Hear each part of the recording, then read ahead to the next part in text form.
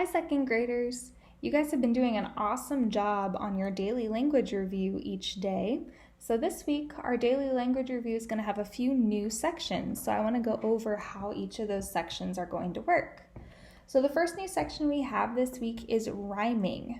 So a rhyming word or a pair of rhyming words are two words that have the same ending sound. It doesn't mean they look the same at the end of a word. It just means that the sound at the end of the word is the same. So let's practice what that means. So the directions for this section are to circle each pair of words that rhyme. So my first pair I have is night, kite. Now if I'm looking at how they're spelled differently, but listen to that ending sound, night, kite.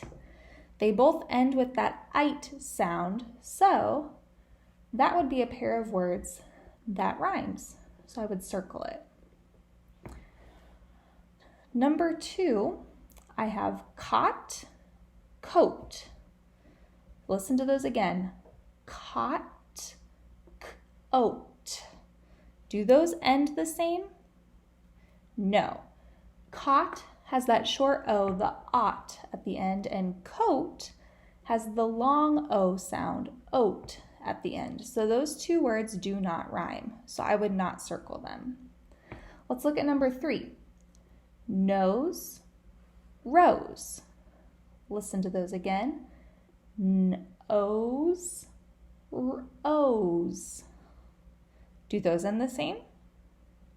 They do. They have that same ending sound, even though it's spelled a little bit differently.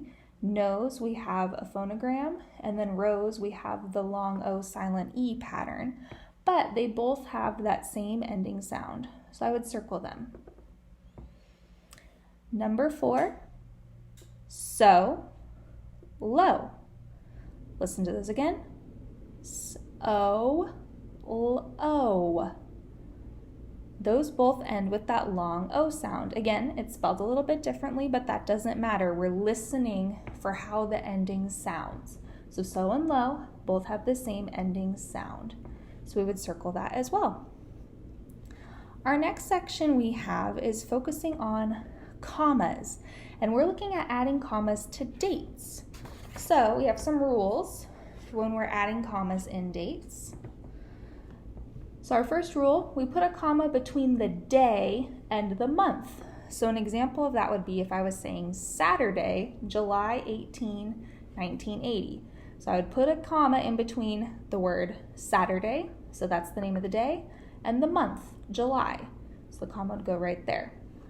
Our second rule is that we put a comma between the date and the year.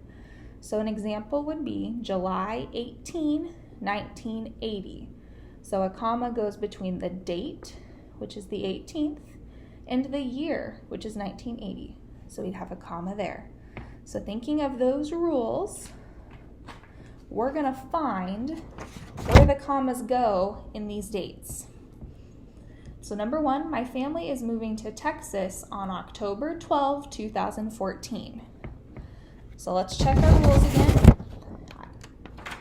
My sentence does not have the name of a day, but it does have a date and a year. So my date is October 12, and then my year is 2014. So I would add a comma right in there between October 12 and 2014. So let's think about the same thing as we read number 2. My brother's birthday party is on September 15, 2013. Again, I don't have the name of a day, but I do have a date and a year. So my date, September 15, 2013. So a comma is going to go right in the middle there. Then our last one, I was born on May 23, 2006. We were not given a day, but we were given a date and a year. So think about that for a minute. Where is our date and our year? It's right here, 23, 2006. So May 23, comma, 2006. So that is how we would show commas in dates. Now, one more section I want to review with you. We're going to take a look at syllables. And you guys have been doing a really good job with this, but I just want to do a little bit of a review. So when we're writing the number of syllables in a word, I want you to keep in mind that every syllable must have a vowel. And you can determine how many syllables a word has based on how many vowels are in the word. So an example would be snap. I have that one short A vowel, so that's going to be one syllable. Snap. Now, basket, I have two vowels. I have short A and short E, so I have basket. Two syllables. And you can feel free to clap as you're saying each part of the word. That'll help you count your syllables. There is a little trick that goes with it, so you do have to make sure you read the word and don't just count the vowels. You have to read it because a syllable may have two vowels if these vowels are a pair and one is silent. So some examples could include E-A, see bread grate, that phonogram that makes one sound together. So that would just be one syllable if you saw those. And we have A in the middle of the word, O in the middle of the word, and also if you have a vowel with silent E, so A silent E, or if you had O silent E, I with silent E, if the vowels are working as a team or as a pair, one of them is going to be silent, so the silent vowel doesn't count as an extra syllable.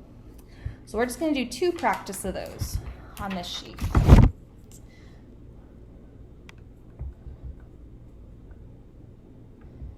So we'll write the number of syllables in each word. So number one, I have camping. So let's look at our vowels that we have. I have two vowels that I can see. I have A and I have I. So I'm going to underline those just to help us out here. So if I'm saying camping, are the A and the I working together or are they doing two different things? They're doing two different things. So I have camp, ing. So if you clap it out, we have camp, ing. There's vowels are doing two different things, so we have two syllables. Next word, I'm looking at tense. I see one vowel, so that should be one syllable, tense.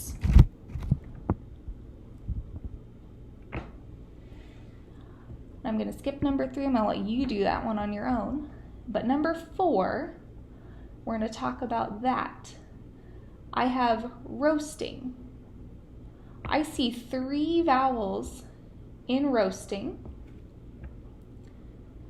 I'm going to underline each of them, but I'm going to see if any of them are working together as a pair or a team.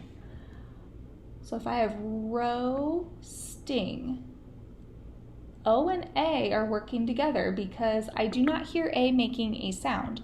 They're working together as a phonogram, that phonogram O in the middle of the word, or O as in boat. So I have one sound. So I'm going to draw just one line. I'm going to turn that line into one since they're working together. So I have roast-ing, and this I is doing something different. So since I have a pair working together plus another vowel doing something different, I should have 2 syllables. Roasting. Okay, and then I left number 3 for you to do on your own. I'll give you a hint. I do see 3 vowels, but pay attention.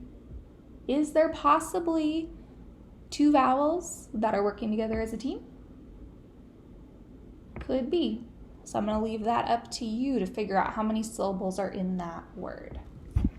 Okay, so the rest of our page should be familiar for you. So we have the phonics section where you're going to write 4 words with the same vowel sound as hot, so that's short O. Then we're working on ABC order, which you guys have been doing great with. And then our sentence for proofreading. And again, you don't have to use proofreading marks because I know that's kind of hard to do on Seesaw. So just work on typing out the corrected sentence. And feel free to write out the sentence on paper if you need to first before you type it in. All right, let me know if you guys have any questions. Keep up the great work.